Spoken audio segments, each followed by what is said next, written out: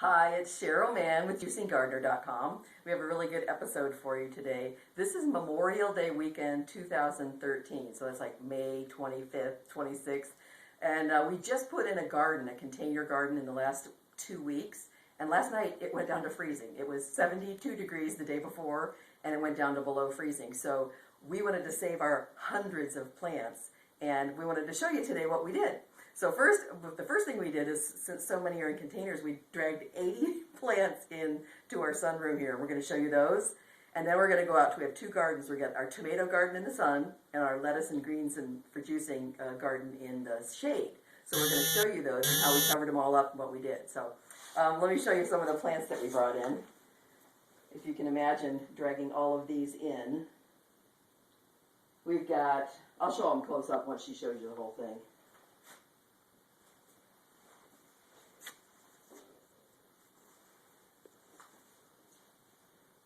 Okay, you want to come on over here and I'll show.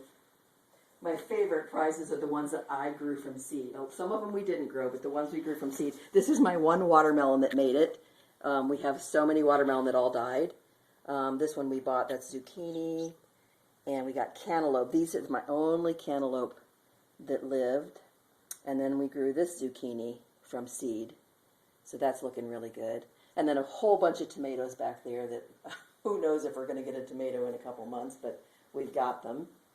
And then up here, every spinach I did died inside. I'm going to show you that one.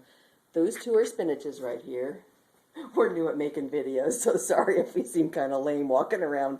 That's spinach, and it grew outside. When I put the seeds in outdoors, it grew perfectly. And then there's another one. But inside, it did not do well. So I would never recommend planting seeds for spinach indoors. And then this one was the most delicate. This is a lettuce, like a butter crunch lettuce, and it's just like crepe paper. And it was out for one cold night, and it made it. But last night we brought it in. And then back there we have peppers and zucchinis. All those I grew from seed. All the zucchinis I grew from seed. And then down here, our big zucchini. Because I heard that the plants that do the worst outside are in the cold are zucchini, tomatoes, sweet basil, cucumbers, and a couple others that I can't remember right now. But here's our peppers. This one was interesting. The first night we ran out of containers, so we put a big plastic jar on this one, and I didn't have room for one on this one. So this one, the next morning, this was not last night, this was before the frost. This one was all wilted down.